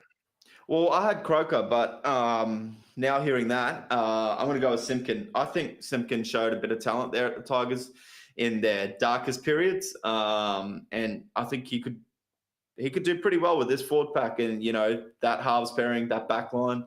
Simpkin could be a good fit.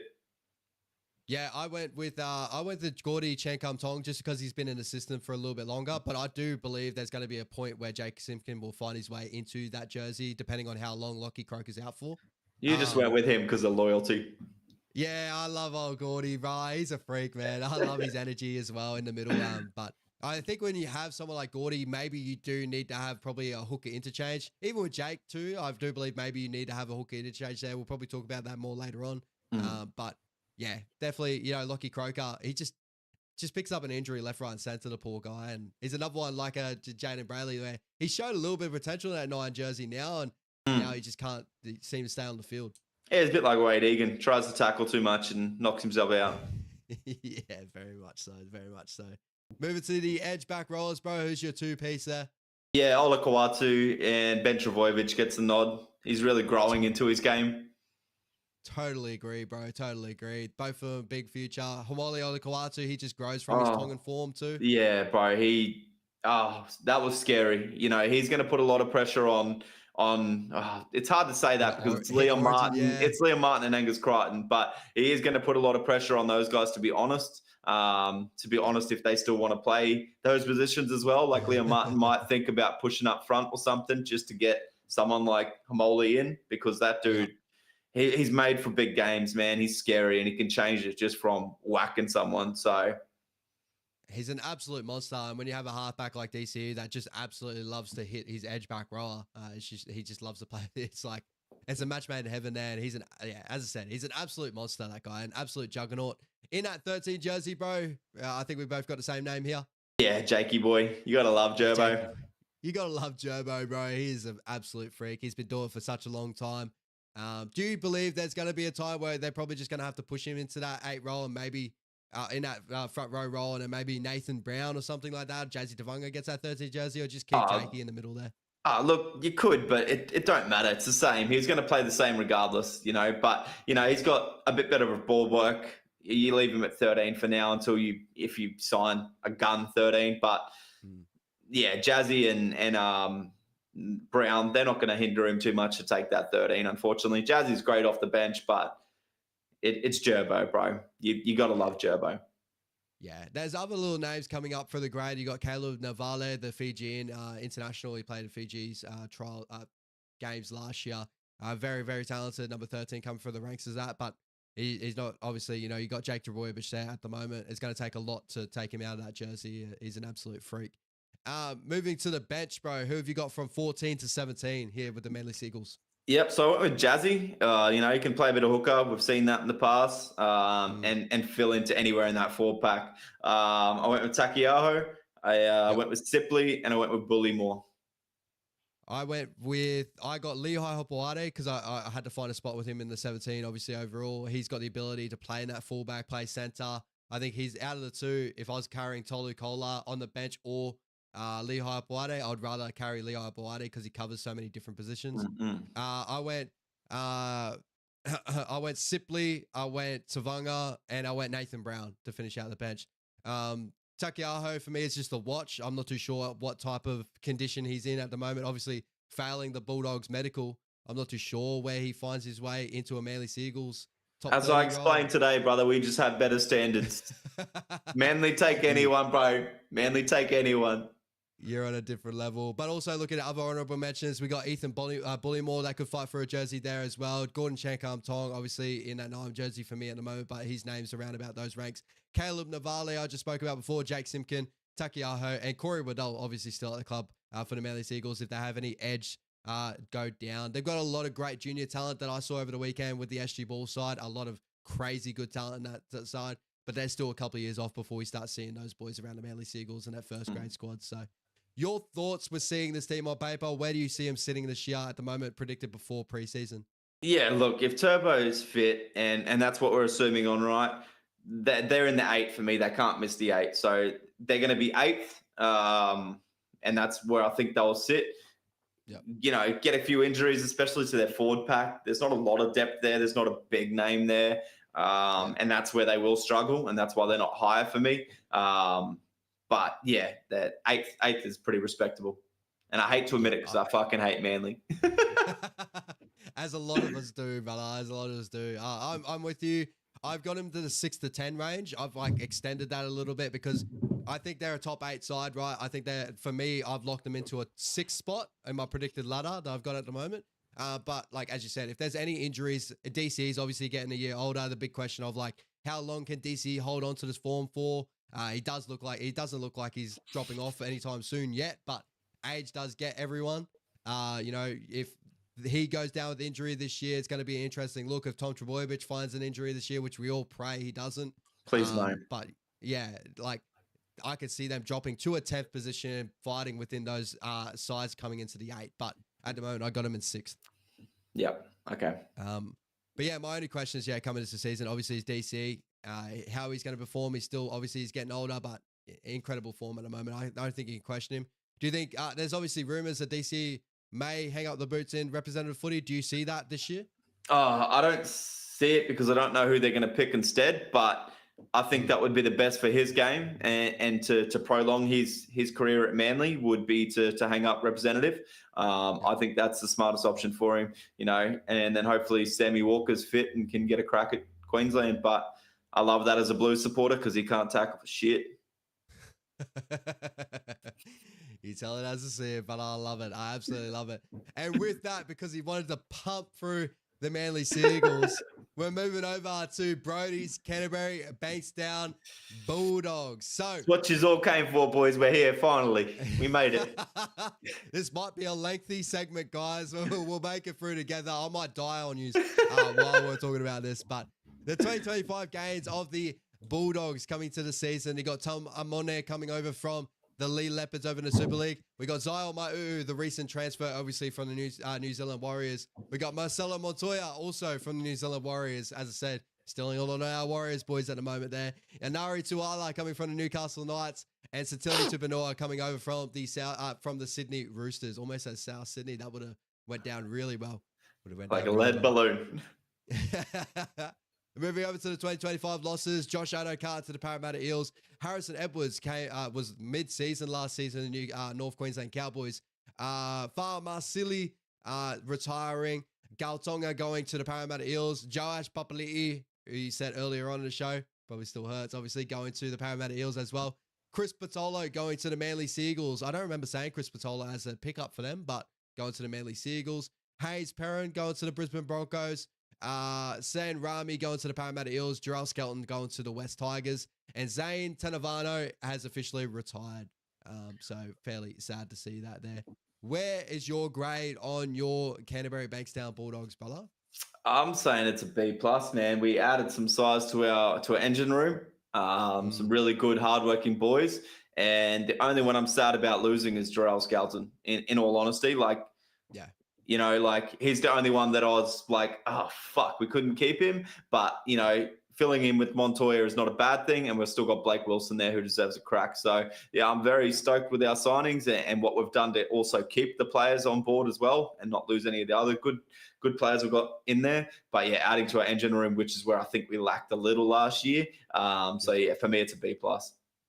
Yeah, for me, I'm going to B as well. Like I agree. Like you've definitely got a lot more depth in that front row position now. You signed players that have great potential in that middle jersey as well. I think it's a lot of just like hoping on Zion Ma'u turns into something to push these guys up. You know, Satili Tupanua coming over from the Sydney Roosters, definitely a great signing for experience. He's got a ton of potential as well.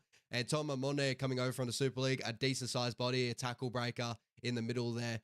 Is a great add that you have to the doggies as well. Marcelo Montoya is going to do a great job for you on the wing. And even then, you got Anaru Tuala. That's great cover as the Newcastle Knights knew from the last couple of years. He's going to be around those ranks. And you got Blake Wilson still there at the club as well. So these are all good pickups.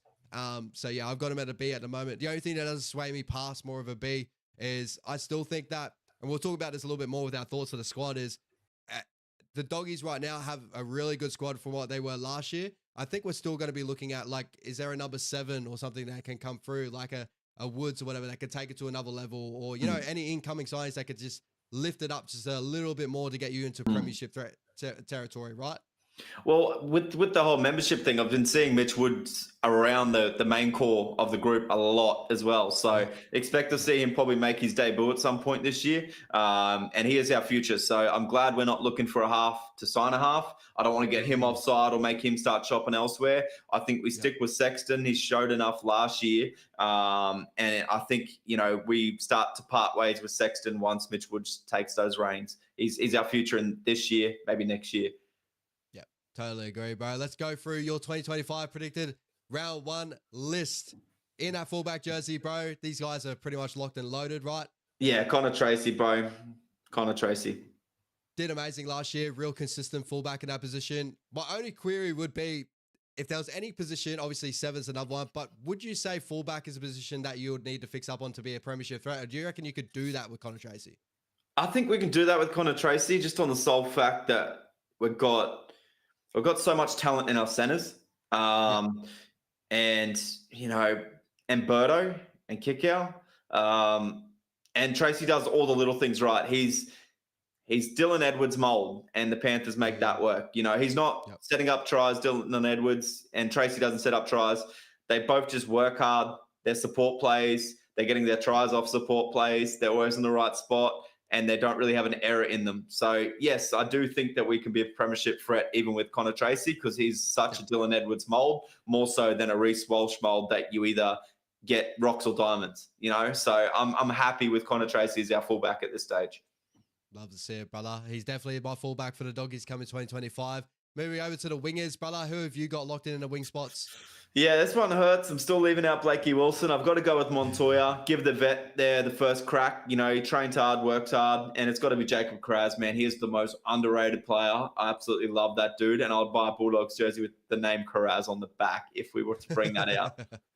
Yeah, I love to hear it, brother. Yeah, I got Jacob Kiraz and Marcelo Montoya. I'm sure they're going to do great work out of the back end, and like, you know, that's where Kiraz lives, right? Post-contact meters, work rate. Marcelo Montoya, fairly similar. He loves to carry that ball back with a whole lot of ton of effort and steam. You're definitely going to enjoy both those guys coming out of the back end, and a lot of meterage, getting yourself in a really good field position. And off the back of that, you got 2 centers to play off the back of that, and that is locked in as... Yeah, Ross Cherry, bro, and Critter. No brainers, bro.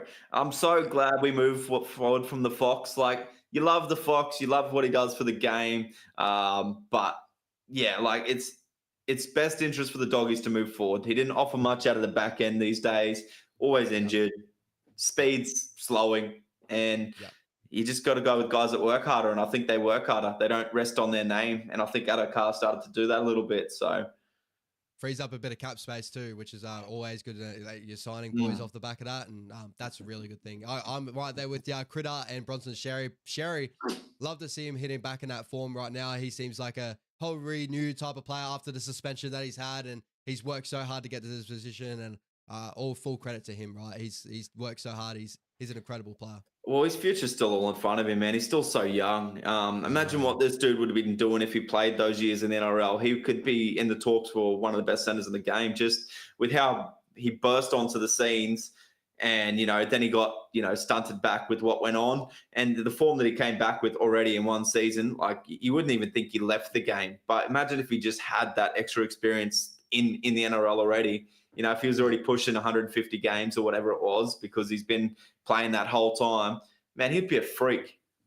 Oh, bro. He is a freak. But he's still a freak, but he would be, yeah. Imagine if he stayed in the system for all that period of time with the Sharkies that he had or whatever was going on. Like, he had speed, he had and he's still got that now, even with the size that he is right now too. So, yeah. Very, very Speed, talented player. juice. What else did he have, bro? Keep going, go on. A bit of everything, bro. We'll end it with that. We'll move over to the halfback pairing. Who we got in the halves, brother? Yeah, for me it's Birdo and Toby Sexton just at this point. But I am excited about Mitch Woods. I want to see him get that crack this year. Yeah, for sure. I'm with Toby Sexton and Birdo, but I agree. Like, yeah, if there was any area that I kind of look at where it's like improvement could be, I think Toby Sexton was great, and I've been saying it for a long time with you. Obviously, I love the way he digs into a line. He sets certain things up, but I do think there is a cap sort of level with Toby Sexton at the moment. I don't see a certain further future. Let's see, he proved me wrong for sure. Where like obviously you got Mitchell Woods that's got a ton of potential coming off the back of him. I'm sure that he can carry that into first grade if he was able to give that opportunity. So that's just my thoughts. And Matty Burton, bro, we know Matty Burton's jumped onto the scene now. We all know him for the big boot, but people also don't know for the rest of part of his game too. He's improved defensively. He's such a big body on that edge. He runs hard. He's got a great dummy and go.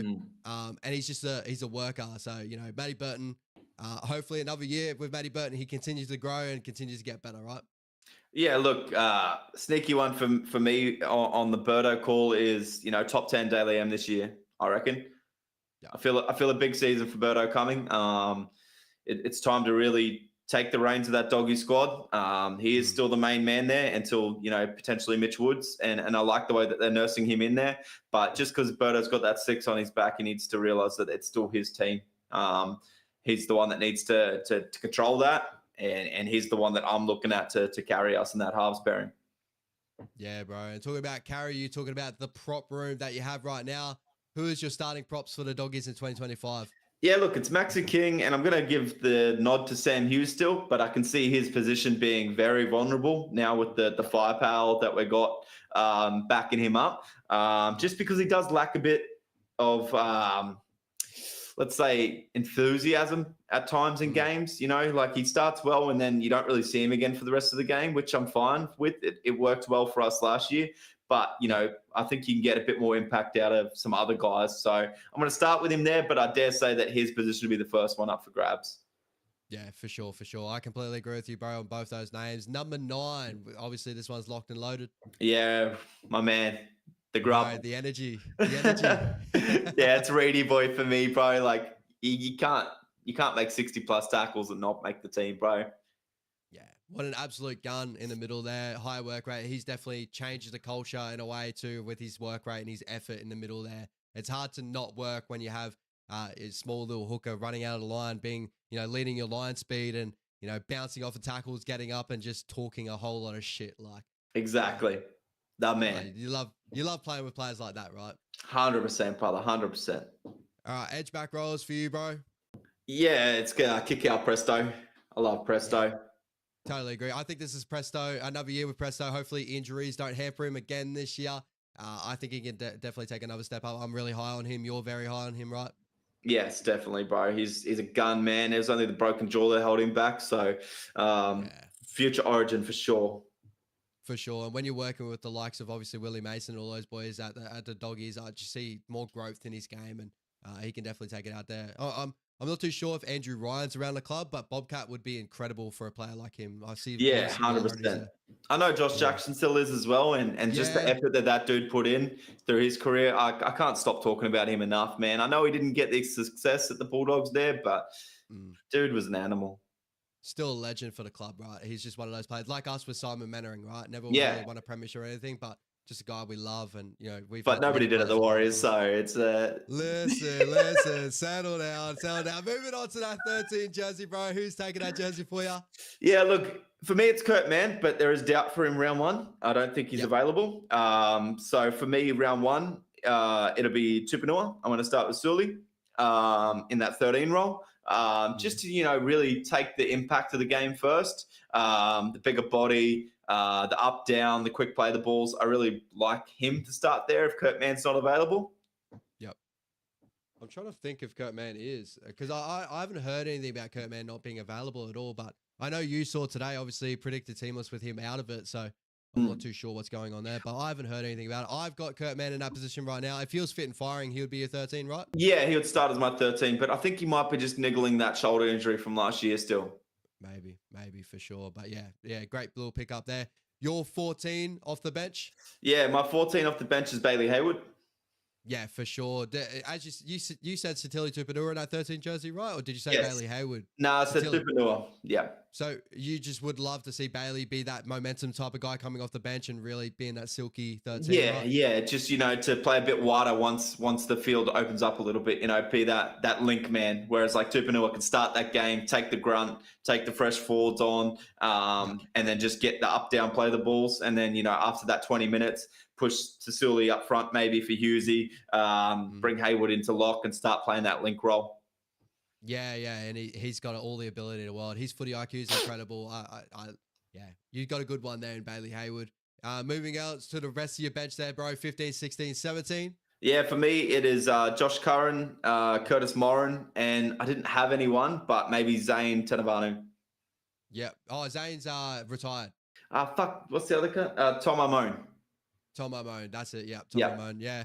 I've got Josh Curran. I got Satili Tupanua. Obviously, you were saying with the 13 jersey, but you probably have him around about there too, right? Yeah, he would be in instead of Tom Amone if he wasn't starting, depending on man. 100%. So. Yeah, for sure. And Tom Amone finishes off my bench there as well. The honourable mentions there. I didn't have Curtis Moran in there, but I could definitely see a world where Curtis Moran's got to be there.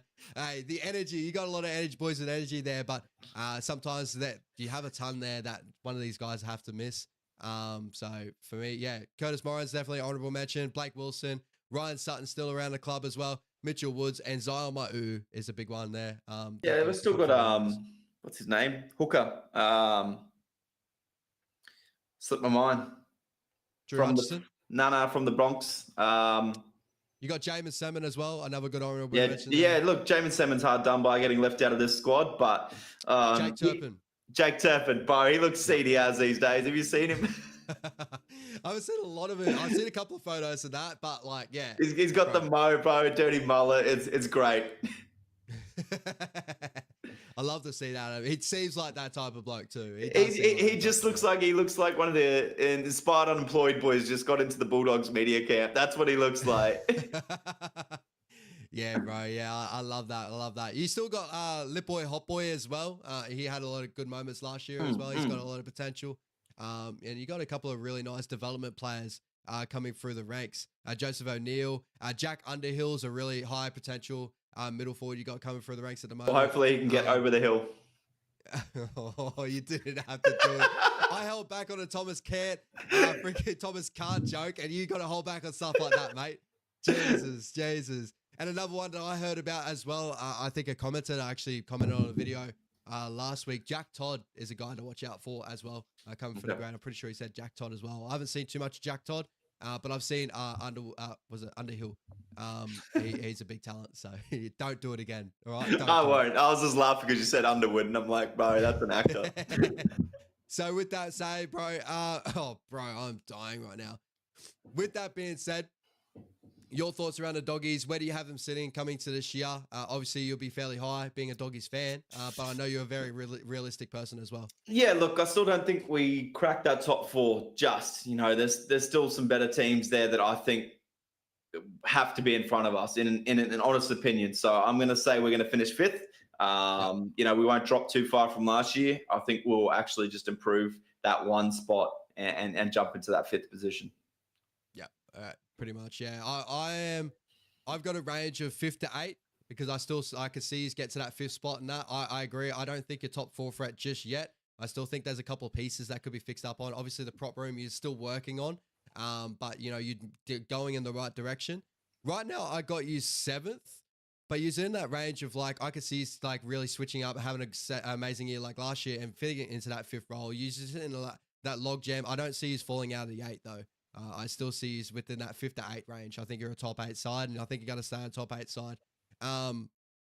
But yeah, bro, is there any big questions you have over the squad coming into this year? If you got to be a nitpicky, where you're a little bit worried of, are you worried of the second year jitter, obviously getting into that top 8? Do you think you overachieved in any way last year? I don't fully believe that, but do you believe that in a way? I think we overachieved a little bit, to be honest. I still thought last year we might have only just cracked the 8, if not maybe just missed the 8. So we're probably a year ahead of progression of where I thought we would be. So I'm hoping last year wasn't a fluke like the Broncos and you guys unfortunately had that year, the year before. So I don't think that'll happen. I still think there's so many good signs and we're building in the right way. If anything, we've gotten better squad-wise this year. So I'm not too nervous about that. I dare say we should still scrape into the 8. We shouldn't drop too far back if we drop back at all from that 6th position finished last year. So I don't see it, but injuries could happen. But everything I'm seeing chemistry-wise, team culture-wise, team squad-wise, depth-wise, we're looking solid. Guys are hungry for their position and they're working for their position. And there's good, healthy competition for each position this year. So I'm very keen on it. Yeah, I love to see it, bro. You built your game off of defense, and that's what kind of holds me into that 8 spot in that as well. I know we did that in 2023. I believed anyway we were a top 4 defensive side. I think we were actually a top 3 defensive side by the end of that year. But we had a lot of injuries last year and we completely fell off pace. We didn't really deal with that too well. And a lot of indiscreet, a lot of players obviously moving out and this and that. Where the Doggies seem a lot more settled. I don't see too many players that have left the club that is like, all right, I see like that something can fall apart here. You're pretty much running out with very much the same squad as last year. There's only a couple of positions that you've probably improved on, whereas like Satili Tupanua comes into the squad, he probably finds a spot in that. So I see he's sticking around that range. I don't think there's a spot where another team has overtook you in that role yet. And you built your game off of defense, as I said before, which is consistency. And consistency holds you in those positions. So I don't see having a fall off like what we had last year, obviously, and what the Cowboys had to deal with a couple of years ago. That, the Cowboys were built off of, they had a great defensive year, but they started swinging to an attacking side, where you guys, I think you're holding to that defensively because you got a coach that really believes in his defensive system. Yeah, well, that's the only thing that worries me is just our attack. It still faded there in a couple of games last year, and we only got home due to defense. Just the consistency in our attack. That we blew the Broncos away in that game. Then the following week we struggled to score points, and that to me was around Toby a little bit, showing and going a little bit too much, grubbing through for himself a little bit too much. Just the consistency there in our attack and what we want to do week in, week out. Defense-wise, I'm pretty happy, and I don't think we'll go backwards. It's just about improving on that attack and bringing the consistency with that. Yeah, sweet, bro. I love to see it. It's always good to have good energy there at the Doggies. Obviously, you guys have struggled with that for years past, right? Like, there's been a long time now. It's been a long time. Yeah, which is good to see, and hopefully it stays around because it's good to have a good Doggy side in the competition because you get to see all the fans that are out there, and you're one of the only sides that can fill out a core stadium on normal game days. And, we need sides like you guys to build up the hype of the competition. I really do believe that. Very similar to hopefully we could do as well. So we may as well end the show on talking a little bit of the preseason trials. You're going to be watching it this weekend, brother? Yeah, if I've got nothing on, bro, I'll be watching, bro. It's footy. You got to love footy in all shapes and forms. Have you got any names that you've circled that you're really curious to watch? Because that's usually what preseason trials are. Obviously, we're running out with a fairly strong side. We'd love to get a win and all that. But in general, we're just looking at fitness, getting boys across the park, seeing a little bit of a game plan. But you're also circling individual performances. Yeah, I'm keen to see Metcalf. I'm keen to see how he runs. And he's got the 7 on his back. I did notice that as well. Whereas tomorrow he's got the 6. So I'm keen to see on his game if he's playing first receiver or second receiver. If he's playing first receiver, I think he's a very, very good shout for Supercoach. I dare say he's going to pick up the goal kicking duties as well. So that's a very good pick for Supercoach. Out of the Sharks, it's not too much. They haven't really named a full-strength squad at all. I really like Jaden Berrell. He's a dude that's been on New South Wales Cup for a long time now that hasn't quite cracked. And I'm keen to see him actually get a bit of a crack. But it's kind of hard when you got Blakey Brayley. And I'm also keen to see Jet Cleary, see what the hype's real, see if the apple does fall far from the tree or not. But yeah, I'm keen to see how he goes. And I dare say that you might give him a bit of a run with the main squad before the main squad comes off as well. I would be if I was Webby anyway.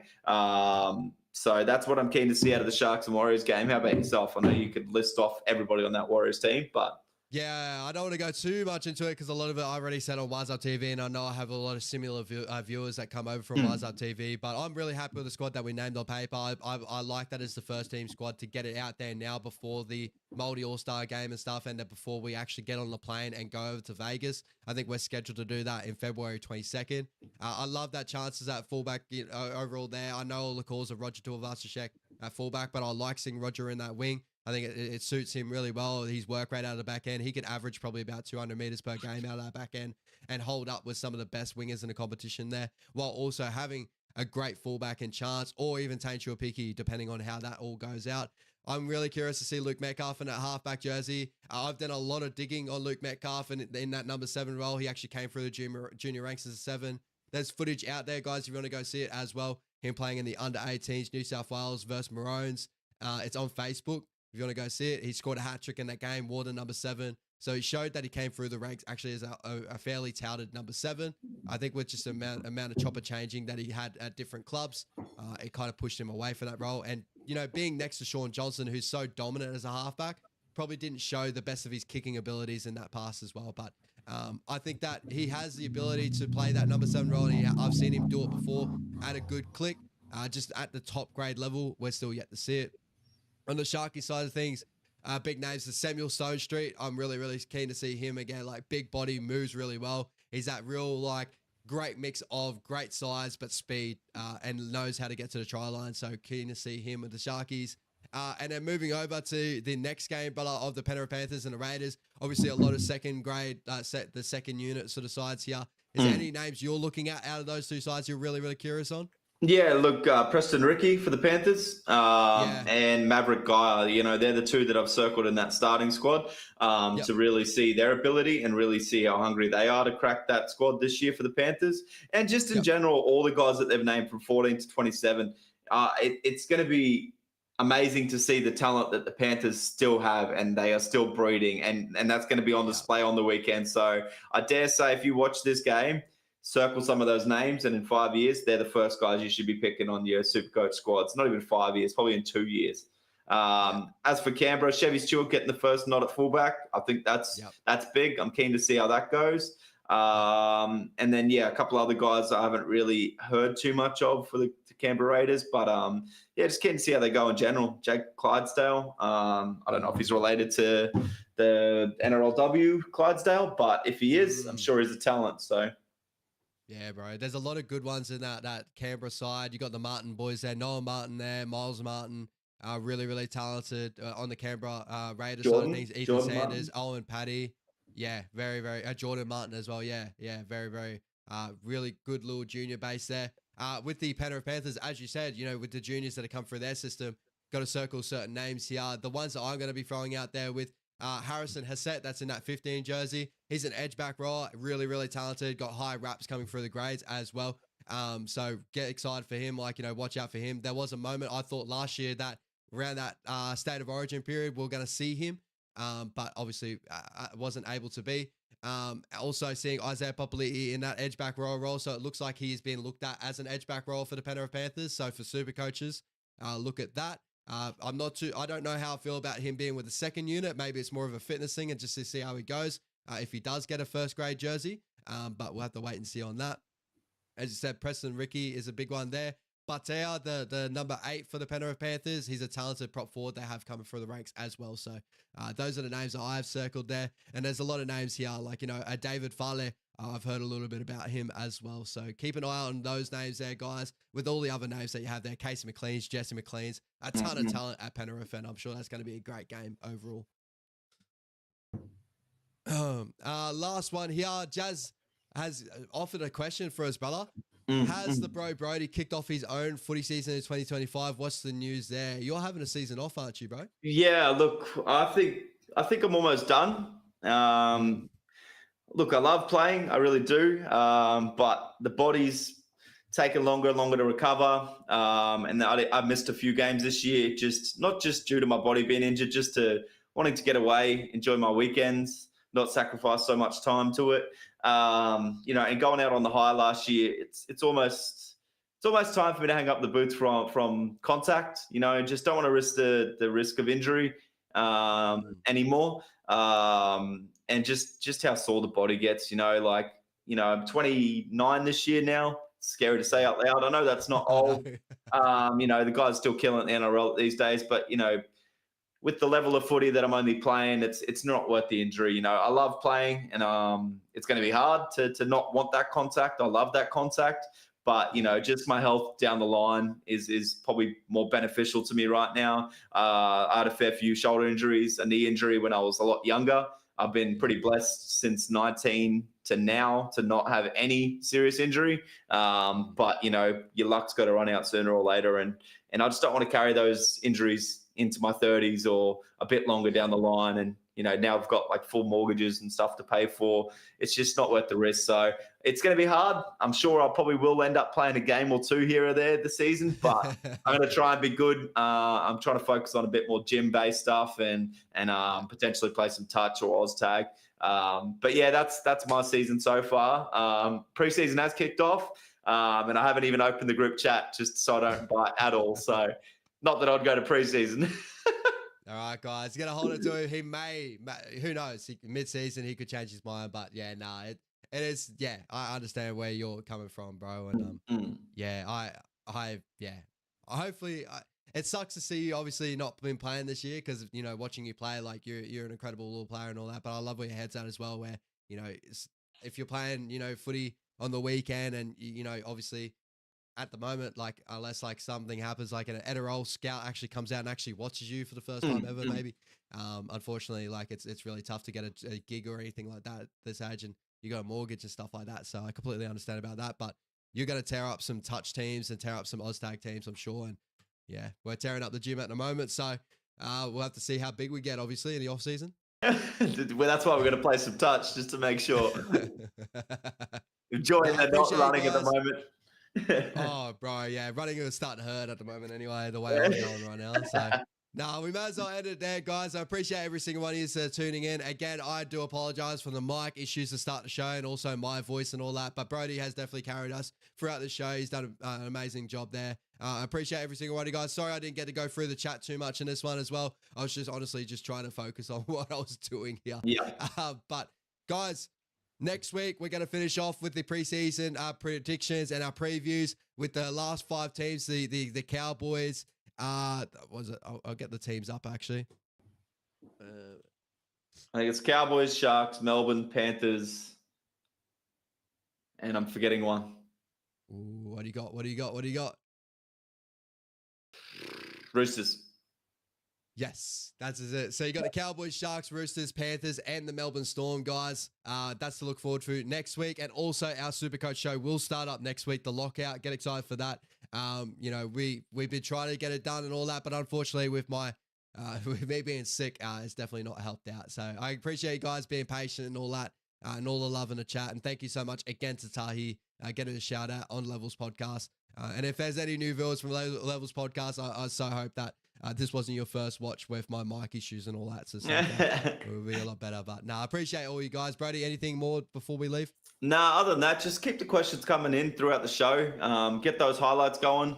So Ash can spot those. I can't read the chat, unfortunately. It's a bit on the blurry side of things, and I've got my glasses on. But yeah, highlight emoji up if you got questions in there. Draw our attention, and we'll happily answer any questions throughout the show. So just Ash is, like you said, trying to survive and keep his voice from not breaking the windows. So we'll get to it a bit more next week. Tessie blowouts. The amount of Tessie blowouts I had in this show, bro. It should have been a counter on the side of the screen with Tessie blowouts next to it. But no, guys, appreciate every single one of you guys. Make sure you tune in next week for the next preview show and also our Supercoach show. And also keep an eye out around the channel for any more videos that I post maybe over the weekend if I get a lot better talking about the preseason trials, guys. Thank you so much, guys. Take it easy. Peace out. Take it easy.